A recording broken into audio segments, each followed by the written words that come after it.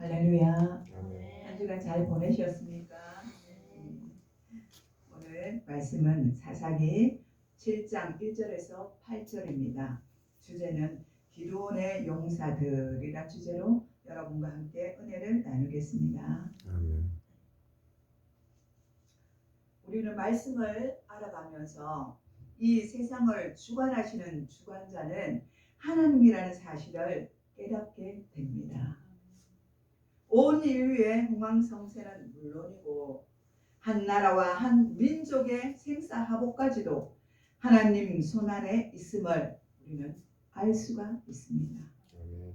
그러므로 우리는 말씀을 보고 들을 때마다 하나님을 경외하는 경외심을 가지고 그분 앞에 겸손히 머리 숙이고 기도하지 않을 수 없음을 고백합니다. 온 인류의 주관자이신 하나님께서는 언제나 그 시대에 합당한 인물들을 세우시고 그 시대를 이끌어 가시는 것을 우리는 볼 수가 있습니다. 오늘 본문의 말씀을 보면 이스라엘 민족이 가나안 땅에서 이제 정착하며 살아가는 모습을 보여주고 있습니다. 1절에 여룻바알인 기드온이, 그러니까 기드온의 이름이 또 여룻바알인 것입니다. 기드온이 모든 백성과 함께 일찍이 일어나서 하루셈 곁에 진을 치고 이제 전쟁을 하기 위해서 진을 쳤다는 것입니다. 미디안의 진영은 그들의 북쪽이요 모래산 앞에 골짜기에 있더라 라고 말씀하고 있습니다. 이 말은 기드온이 진을 치고 있는 곳은 하루셈이 솟아나는 길보아 산기슭 바로 앞에 있다는 뜻입니다. 이 시대가 바로 사사시대라고 합니다. 사사시대란 왕이 없는 시대를 말하는 것입니다. 다만 하나님이 세우신 종이 하나님의 명령에 따라서 백성을 다스렸습니다. 어떤 의미에서는 하나님이 친히 다스리시는 신정정치라고 할 수가 있습니다. 이스라엘이 하나님을 잘 섬기고 말씀 따라서 살아갈 때에는 이스라엘 나라가 평안하도록 하나님께서 해주셨습니다. 그러나 반대로 이스라엘 백성들이 하나님의 말씀을 따르지 아니하고 우상 숭배하며 범죄하고 타락을 하면 하나님께서 진노하셨습니다. 이러한 어지러운 때에 하나님이 세우시는 종도 나타나지 않습니다.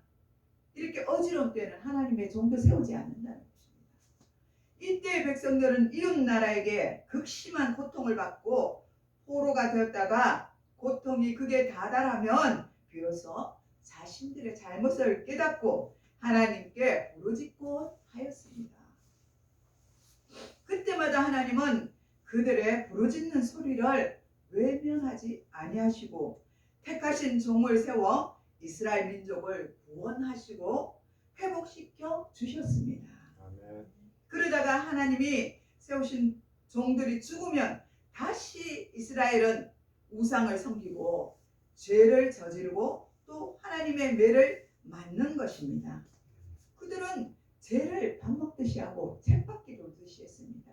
좋아지면 그 나라가 태평성대를 했다가 다시 종이 죽으면 또 죄악에 들어가서 또 하나님 앞에 또 고통을 받으면 또 하나님 앞에 호소를 해요. 그러면 하나님 또 불쌍히 여기시고 그들을 구원해 주시는 것을 볼 수가 있는 것입니다.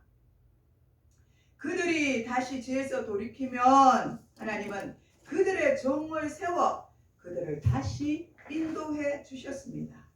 이런 일들이 계속하여 사이클처럼 반복되는 것을 사사시대라고 말하고 있습니다. 사사기 6장 1절에는 이스라엘이 또 하나님 여호와 앞에 목전에서 악을 행하였으므로 기록하고 있습니다. 이스라엘이 반복하여 하나님께 죄를 짓게 되자 하나님은 이스라엘을 미디안 사람들의 손에 붙였습니다. 이스라엘은 미디안을 피하여 산에 동굴과 산성을 만들어서 숨었습니다. 이스라엘이 농사를 지어 미디안에게 다 빼앗기게 되어 굶주려야만 했습니다. 그것을 본 하나님께서 여호와의 사자를 기드온에게 보냈습니다. 기드온이 미디안을 피하여 포도주 틀에서 밀에서 타작하였던 것을 보면 당시에 그들의 생활이 어떠하였는가 우리는 알 수가 있습니다. 이때 하나님께서 기드온을 불러서 세우신 것입니다. 기드온은 어떤 사람입니까?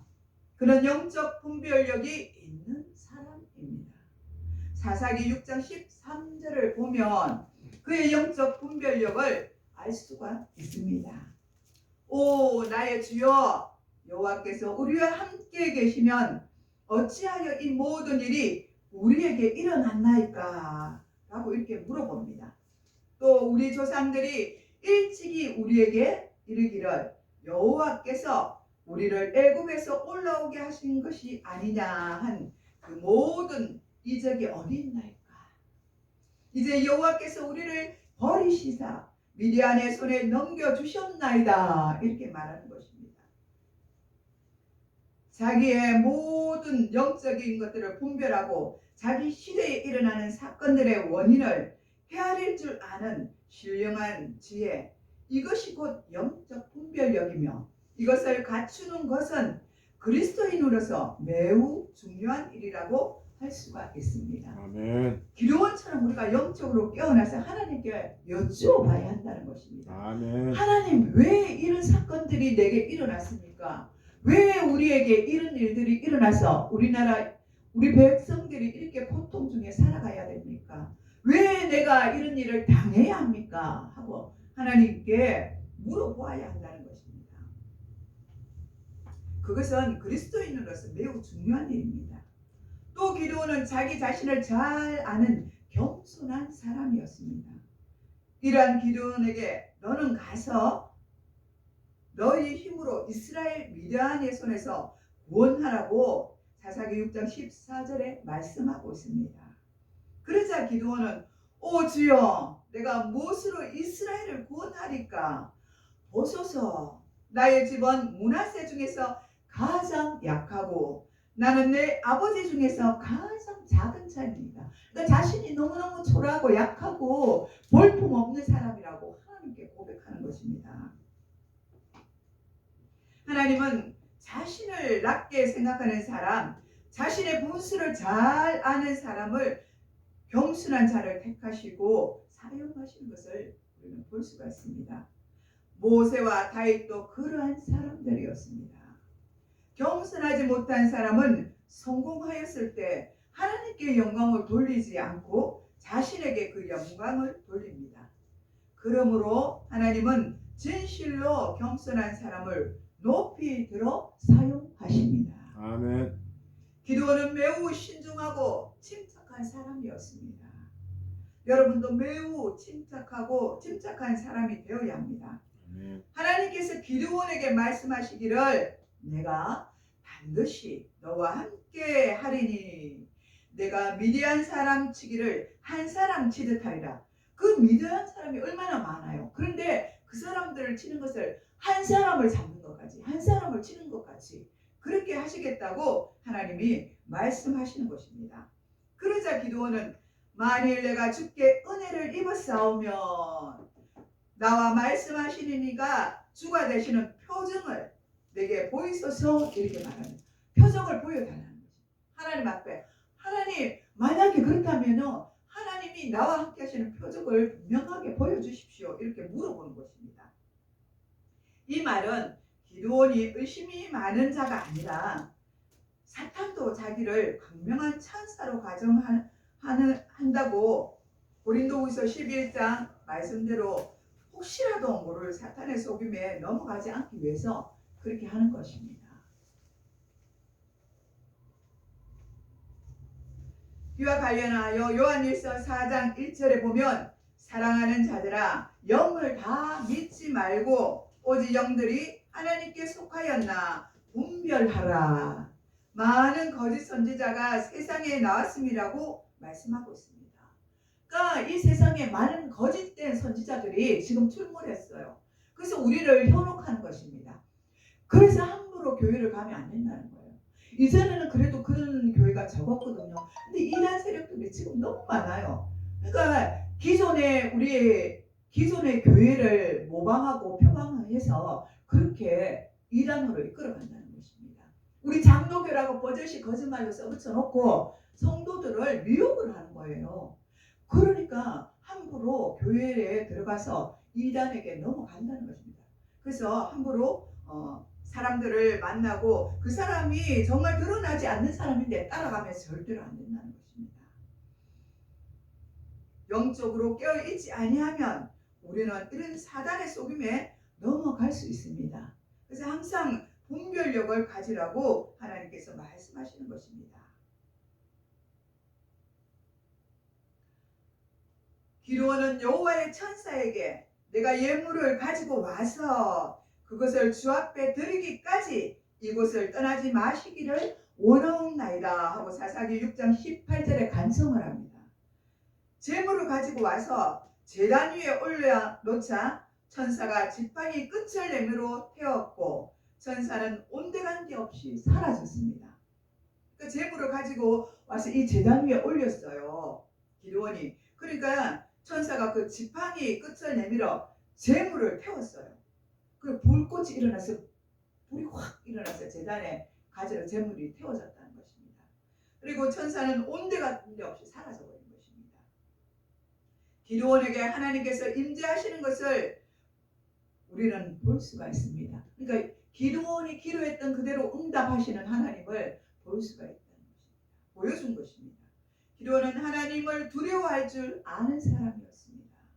기드온은 자신에게 나타나 보여주신 분이 여호와의 사자인 것을 알자 슬프도소이다. 주 여호와여, 내가 여호와의 사자를 대면하여 보았나이다 하고 사사기 6장 22절에 말하면서 두려워서 떨었습니다. 이사야 선지자도 기드온과 동일한 반응을 보였습니다. 우시야 왕이 죽던 해에 이사야가 나라를 위하여 특별히 기도하다가 갑자기 하늘문이 열리고 천군 천사가 하나님을 찬양하는 것을 보았습니다. 실질적으로 이사야가 그 광경을 보았다는 것입니다. 주의 성전에서, 이 성전에서 그런 일이 일어난 것을 보았습니다. 이때 주님의 모습은 높이 들린 보좌에 앉으셨습니다. 그 모습을 보고 이사야는 이 광경을 바라보며 화로다 나여 망하게 되었다. 하나님을 봤으니까 자신이 망하게 되었다는 것입니다. 너무나 무서웠기 때문에, 하나님이 무서웠고 두려웠기 때문에, 그래서 자기 자신이 망하게 되었다고 말하는 것입니다. 나는 입술이 부정한 사람이요, 나는 입술이 부정한 백성 중에 거하면서 만군의 하나님이신 여호와를 배웠음이로다 라고 이사야 6장 5절에 두려워 떨며 이사야가 기도한 것을 볼 수가 있습니다. 하나님은 이처럼 겸손한 자, 하나님을 두려워하는 자를 들어서 사용하십니다. 아멘. 하나님을 두려워할 줄 모르는 사람은 참된 중생을 한 자가 아닙니다. 기드온은 온전히 순종한 자였습니다. 사사기 6장 25절에서 26절을 보면 한밤에 하나님께서 기드온에게 내 아버지에게 있는 곧 7년 수소를 끌고 오고 내 아버지에게 있는 바알의 제단을 헐며 그 곁에 아세라 상을 찍고 또 이 산성 꼭대기에 내 하나님 여호와를 위하여 규례대로 한 제단을 쌓고 그 둘째 수소를 잡아 내가 찍은 아세라 나무로 번제를 드릴지니라고 말씀하셨습니다. 이에 기드온은 순종하여 한밤에 종열을 데리고 가서 하나님이 말씀하신 대로 우상을 무너뜨리고 왔습니다. 기드온이 하나님 말씀대로 명령한 것입니다. 우상에게 가서 그저 그 마을에 있는 그 우상이 있었어요. 그리고 아버지도 우상을 섬기는 자였습니다. 그런데 하나님이 명령을 하자 기드온은 일찍이 그 종 10명을 데리고 한밤에 가서 그 아세라 상을 찍어버린 것입니다. 우상들이 쭉 있는데 그 상을 찍어버리는 것입니다. 그리고 번제를 드리지는 않기 때문에 하나 그 가지고 와서 태우는 것입니다. 아멘. 여러분 같으면 그렇게 하시겠습니까? 아멘. 무서워서 그렇게 하시겠습니까? 아멘. 두렵지 않겠습니까? 그런데 기도는 두렵고 무서웠지만 그렇게 했다는 것입니다. 믿음으로요. 그리고 기도원이 못 사는 사람이 아니었어요. 종이 그 당시에 그 집에 10명이나 있었어요. 근데 이 종들 또한 믿지 않는 자였을 거라고 생각이 듭니다.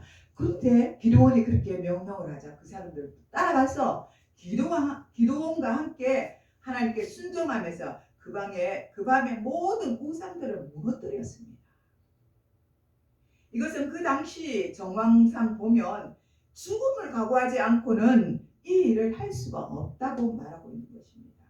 하나님께서 사용하시는 분들은 이처럼 전적인 순종이 있는 자들이 할 수가 있다는 것입니다.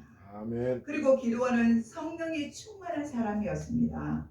사사기 6장 34절에 보면 여호와의 영이 기도원에게 임하시니라고 말씀하고 있습니다. 이와 비슷한 장면으로 사무엘상 16장 13절에 사무엘이 기름 뿔병을 가져다가 그의 형제 중에 그에게 부었더니 이날 이후로 여호와의 영에게 크게 감동되었음을 알 수가 있더라. 이렇게 말하고 있습니다. 기도원 그는 화평한 사람이었습니다. 사사기 8장 1절에 보면 에브라임 사람들이 기도원에게 내가 미디안과 싸우러 갈 때에 우리를 부르지 아니하였으니 우리를 이같이 대접함은 어찌된 일이냐고 따졌습니다. 기도원은 이 같은 말을 합니다. 내가 이제 한 일이 너희가 한 일에 비교가 되겠느냐. 에브라임 끝물 포도가 아비에셀의 만물 포도보다 낫지 아니하냐라고 말했습니다. 우리가 무엇을 잘 해내었을 때 우리 자신이 우쭐합니다. 사랑하고 싶어합니다. 그러나 기드온은 겸손한 자라서 자기의 위치를 낮추는 것을 볼 수가 있습니다. 저와 여러분도 이와 같이 기드온처럼 자신을 더 낮추는 겸손한 자 되시기를 바랍니다. 아멘. 이렇게 할 때 하나님은 저와 여러분을 크게 사용하실 것입니다. 아멘. 아비에셀은 기드온을 가르치는 말입니다. 이렇게 기드온은 자신을 낮추어 상대방을 높이고 에브라임 사람들에게 마음을 풀어주었던 것입니다. 사실 기드온이 나팔을 불 때 에브라임 사람들도 함께 나와서 싸웠어야만 했습니다. 마땅히 그들도 이스라엘 전쟁이었기 때문에 함께 해야 했습니다. 그런데 그들은 가지 않았습니다. 그러고 나서 지금에 와서 우리를 왜 부르지 않았느냐 하면서 항의하는 에브라임 사람들이 얼마나 얄밉습니까? 그죠? 그 무슨 전쟁터에 나가는데 기드온과 그 용사들은 나갔잖아요. 근데 자신들은 나가지 않아놓고 이제 와서 뒤에 뒷북치는 것입니다. 왜 우리를 데리고 가지 않았냐고. 참 그죠? 얼마나 얄밉고 야속한 사람들입니다. 그러나 기드온은 그것을 책망하지 않고 화목으로 도모하고 있습니다. 그것은 기드온이 참 지혜로운 사람임을 엿볼 수가 있는 것입니다. 사사기 7장을 보면 기드온은 미디안 사람들의 공격에 맞서서 나팔을 불며 이스라엘 사람 모두를 모았습니다. 이때 모인 숫자가 32,000명이었습니다. 적군의 숫자는 13만 5천 명에 비하면 아주 작은 숫자였습니다. 그런데 하나님은 모인 숫자가 많다고 말씀하시는 것입니다. 전쟁을 하려면 숫자가 많아야 되지 않습니까? 그런데 하나님이 기드온에게 숫자가 많다 이렇게 하시는 것입니다. 왜 그렇게 말씀하셨냐 하면 이 싸움에 이긴 뒤에 이스라엘이 자기 스스로 구원하였다고 말할 수가 있기 때문이라고 말씀하셨습니다. 그래서 기드온으로 하여금 두려워하는 자들을 모두 돌려보내라고 하는 것입니다. 돌아가라고 그들을 돌려보내라고 하는 것입니다. 그 중에 22,000명이 돌아가고 1만 명만 남았습니다. 그런데 하나님께서 이번에도 그들의 숫자가 많다고 하십니다. 하나님은 이들을 데리고 강으로 가서 그곳에서 물을 먹는 모습을 보시고 구별하시겠다고 말씀하십니다. 그 사람들 중에 무릎을 꿇고 먹는 사람들은 또 하나님께서 명령하셔서 가라는 것입니다. 자기 집으로 가라는 것입니다. 그리고 두 손으로 물을 떠먹는 사람들만 남게 하시고 그들과 함께 전쟁을 하십니다. 전쟁을 할 숫자는 300명이었고 그 작은 숫자로 미디안 적들을 물리치고 전쟁에서 승리하게 하셨습니다. 할렐루야. 우리는 많은 숫자가 있어야 전쟁에서 이긴다고 생각하지만 하나님께서는 숫자에 연연해하지 말라고 말씀하시는 것입니다. 기드온의 군사는 300명과 미디안의 군사는 13만 5천 명 싸움은 영적 전쟁에 중요한 깨달음을 주고 있는 것입니다. 이 영적 전쟁은 숫자가 중요한 것이 아니라 하나님께서 함께 하시느냐 그렇지 않느냐가 매우 중요한 것입니다. 교회도 마찬가지입니다. 숫자가 많은 것이 중요한 것이 아니라 하나님과 동행하고 있는 믿음의 사람이 얼마나 되는지가 문제인 것입니다. 아멘. 이 영적 전쟁에서 승리하려면 우리는 믿음을 가져야 합니다. 아멘. 백성들 가운데서 두려워 떠는 자들은 다 집으로 돌려보냈습니다. 그 사람들은 하나님의 군사로서 적합하지 못하였기 때문입니다. 하나님의 사람은 하나님만 두려워해야 합니다. 초대교회 사람들이 박해와 죽음 앞에서 담대히 복음을 전할 수 있었던 것은 성령 충만함과 하나님만 두려워하는 믿음이 있었기에 가능하였습니다. 담력을 가지고 태어난 사람도 있지만 그렇지 못한 사람들도 있었습니다. 경우가 어떠하든지 성경에 말씀하는 믿음의 담력, 곧 믿음의 담대함을 우리는 지녀야 합니다. 아멘. 또 중요한 것은 깨어 있어야 합니다.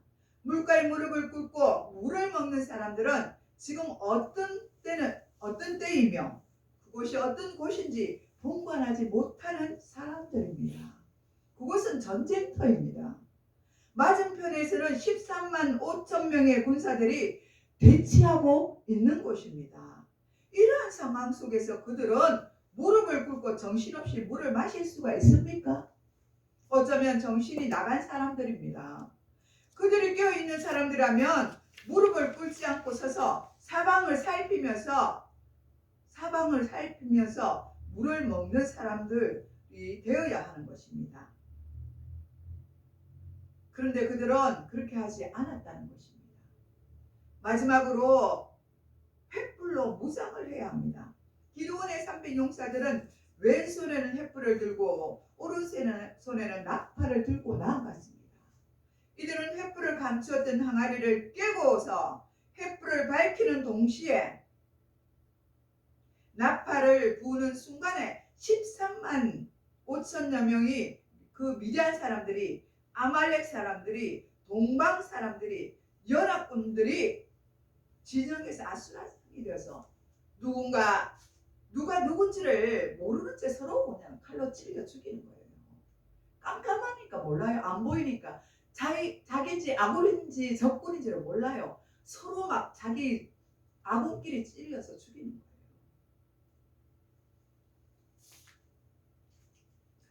영적인 전쟁도 마찬가지입니다.